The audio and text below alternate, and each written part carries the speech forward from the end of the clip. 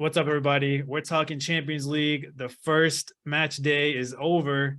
Let's talk about Group H. I think this group, a lot of people were looking at this PSG Juve matchup. So the group consists of PSG, Juve, Benfica, and Maccabi Haifa from Israel. So Benfica 2-0 win over Maccabi Haifa, nothing too unexpected there. And then PSG with a 2-1 win over Juve. Obviously, we got to start with that PSG Juve game. Mbappe with a brace an early brace in the 5th and the 22nd minute.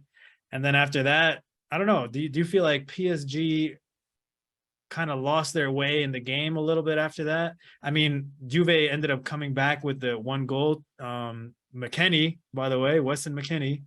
Shout out USA. Oh man, is that another American I'm hearing No, about? That's America crazy. had a It's decent crazy, man. America It's had a decent match crazy. day. Yeah. But, Crazy, but okay, dude. but do you think well, what are your thoughts on the game? Um, I mean, I did think PSG was the better team. 100%. That being said, Juve. It's interesting because Juve is not the team they used to be. They're not bad per se, but they're not the team that you're necessarily going to be, fearing going against.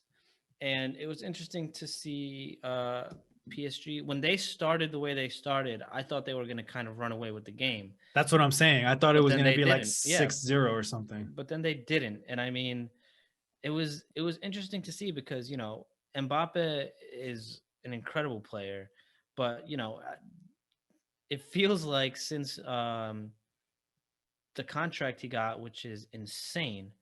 Um, I don't know. He's been a bit of a diva for that team, and I don't know if that's affecting his performances or not. He's still putting in the goals, but it seems like it feels like PSG's best moments come in like flashes. Like it's not like a consistent, always like, oh, they're dominating, oh, they're this, they're that. I mean, they were the better team throughout the entire game, but there's those moments where you're like, oh, okay, well, that wasn't the best play, that wasn't the best decision. Oh, they're out of position here, and that's why Juve is getting these chances. I mean, Juve didn't play a bad game, but they weren't anything to write home about. They were a decent team, and they put up a decent challenge for PSG, and at the end of the day they didn't get it done. I mean, right now they're sitting at 7th place in the Italian league. Yeah, I So was gonna say like the days of the Juve dominating the Italian league, they ended like 2 years ago, 3 yeah, years ago. So they're right now now not even in the conversation at all in Italy right now. If the season were it's to end today, Milan, Inter. Yeah, yeah, if the season Atalanta's in first, if the season were to end today, they wouldn't even make Europa League. it's weird. Like Juve might be the weakest Italian team in the Champions League this year, which is kind of I crazy. don't disagree with that. To Which be is kind to of be crazy. fully honest, yeah. So, but like focusing on the game for a little, and then we'll talk like general whatever. But yeah, Juve looked slow. They looked a little bit lethargic. Especially going down 2-0 very early is kind of hard to dig yourself out of that hole. But I mean, a little bit of credit to them. They did stop the bleeding and were able to make it at least a competitive match in the second half. So that's a positive for them. And I mean, really for Juve, the determining game is going to be versus Benfica. So Benfica could definitely surprise Juve, I think, with Sure. they could get surprised and knocked out by Benfica. Those are the games for Juve that is like those are the ones that they have to win. That's the matchup for Juve. It's not PSG Juve. It's PSG. I mean Juve Benfica. That's the true competition in this group. I think. It'll be interesting it'll be interesting to see, the way that that'll be an interesting game to watch, actually. Yeah, now that you mention it, I hadn't even actually thought about it in those terms before, The but yeah, next game is Juve Benfica. yeah, no, but I hadn't Mhm. thought about it in those terms before, but yeah, you're not wrong, man. Like, Juve's make or break is going to be how they do against Benfica because, Maccabi Haifa, it seems like the Iron Dome isn't holding up too well. Oh So, so, wow, so, we'll wow. see, we'll see, we'll see. But, but we'll see how they do against Benfica because, yeah, with the way that Juventus played and have been performing domestically, a team like Benfica, it would technically be considered an upset, but it's a very possible upset. It looks like. But again, you also have to consider that Benfica, even with a 2-0 win, they were going up against Maccabi Haifa. So, and a team that I know nothing about. I know nothing about the Israeli league. I don't think how often do Israeli teams even get into the Champions League? No idea.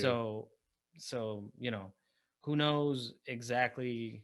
Maybe Benfica isn't that good, and Maccabi is really bad, or maybe Maccabi really gave Benfica a run for their money and just had a bad game. Who knows? No, I think Benfica and Juve will be a relatively well matched game that could go either way. I believe that. But I kind of want to talk about something that you said, which I actually, once you said it, I kind of had a light bulb moment in my head.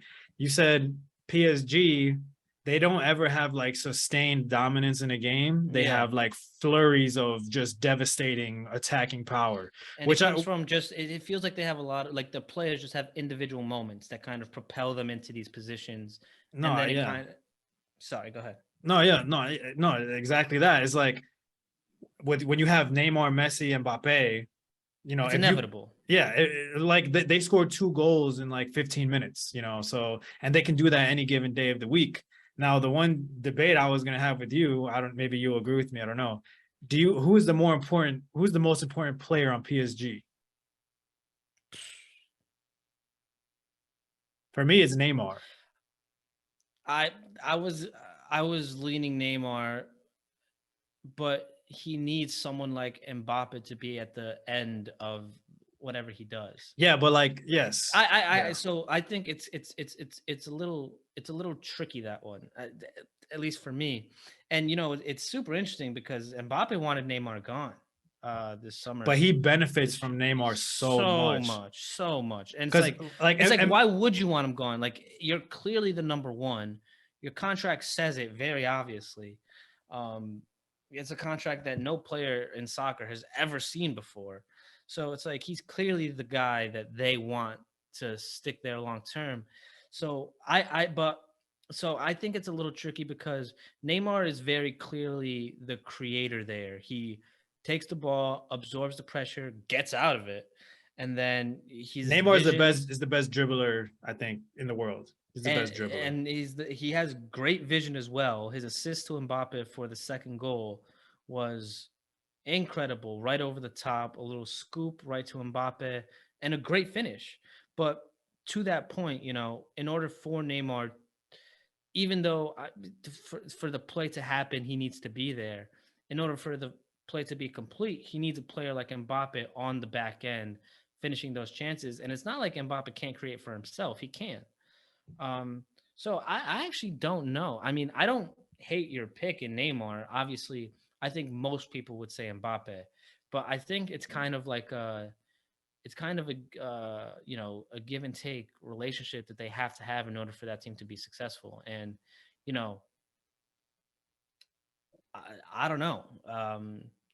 Messi is obviously less involved in the attack. He drops a little more into the mid now.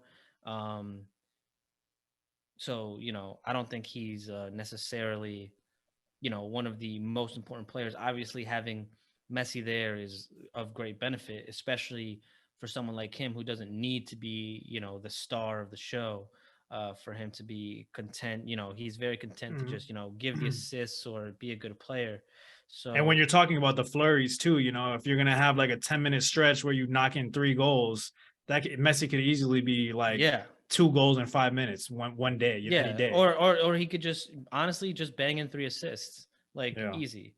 So yeah, but I like that debate. I think most people would say Mbappe, but I'm kind of on your side a little bit with the Neymar. I just think that if it's not Mbappe on the end of his plays, then PSG is a lot worse. I agree. No, like, yeah, Mbappe is the most like devastating finisher, other than Haaland, probably, or like both. You know what I'm saying? Like both, like the most devastating clinical He finishers in the game but is also Mbappe offers a lot more. Like, he's a great pace. dribbler. Yeah, pace, His pace is dribbling. Yeah, insane. one Yeah. on one. Yeah, yeah, he Like, does. he adds a different element that just, that's what I was saying. He can kind of create for himself as well. I don't know that Haaland can. We haven't seen it because he hasn't had to.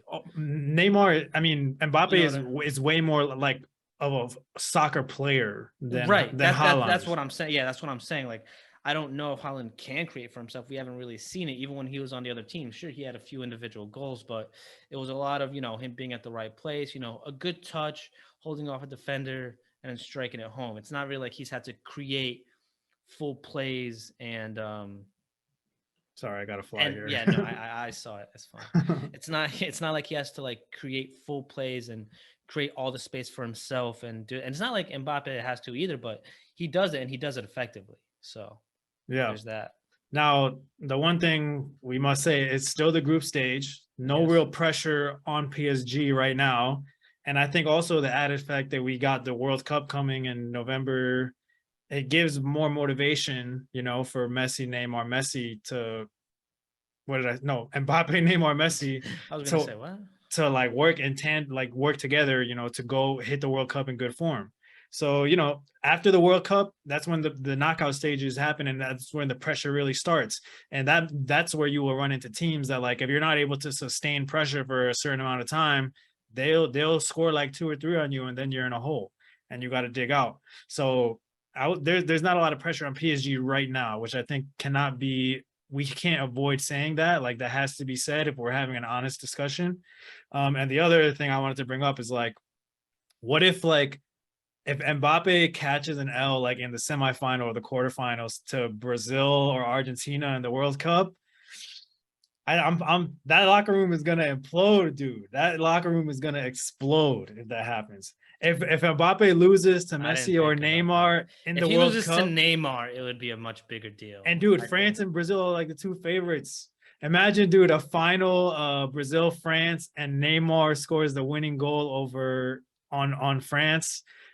Bro, that's just drama. Like, that has to happen, for the Celebrates in Mbappe's face. dude, his celebration, the where he go, He does that. do Mbappe. He does it like right in front of Mbappe, just fucking. Yeah.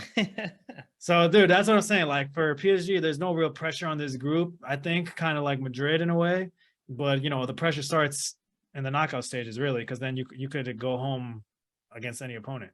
So that's, and I was thinking about that earlier today. Like, if Mbappe catches an L to Neymar or Messi in the World Cup, that would be just like I don't think it would pure. be. I don't think it would be that big of a deal if it was against Messi, just because he's kind of like a veteran. Like, you kind of have to respect the guy, and not that Neymar. Yeah, it would be worse with Neymar. It would be Not worse. that Neymar's not, but like Neymar's also been like a diva, pretty boy throughout his career, and I mean he's been an incredible player throughout his career, obviously, but and incredible pretty boy too, but yeah, incredible pretty boy as well, yeah, but I think that Mbappe's problems are more with Neymar than they are with Messi, because Messi's a quiet guy. Like, he doesn't Messi's really not trying to be the main dude, Yeah, exactly. He's like, Neymar and Mbappe, I think, have had like this unspoken fight to see who's going to win that, position. And like I said, Mbappe wanted Neymar gone this summer. And, there's that, it was like a few weeks ago, but there is that picture and, the video of when they had the cooling break in one of their games, and the teams go to the sidelines, and Mbappe is just standing at half field all on his own, refusing to be with the team. So Mbappe got gassed up a lot this summer. Like, I mean, who wouldn't be gassed up after you got that contract? But the thing is, at the end of the day, I think that contract was a bad idea. Like, he shouldn't have got that. It might have been one of the worst things. Yeah. Like, why would you ever give a player that kind of control over your club? It just makes no sense. And I remember, like, too, when Mbappe was younger, like 2018, 19, people used to always talk about, oh, he's so professional, he's so humble, like, he's so good, but he's so this and that. I think he's officially not an innocent little kid anymore. And PSG's kind of created a monster. I mean, like, he's a freaking beast. He's an amazing soccer player, one of the best players in the world. But then now, when you're giving him a say on who the coaches are going to be, who you might want on the team, it's like, and it's in writing. Yeah. Obviously stars always have some sort of say in that kind of thing. Well, the top tier. It's like soft But power though. It's more yeah, like soft exactly. power. But like to have that in writing is insane. So now like even as a club, you have to kind of you're obligated to at the very least hear the guy out and acquiesce a few of his demands. It's crazy, man. So yeah, that group, I don't think it's on. I don't think that group, the more interesting battle is, like we said, Juve and Benfica.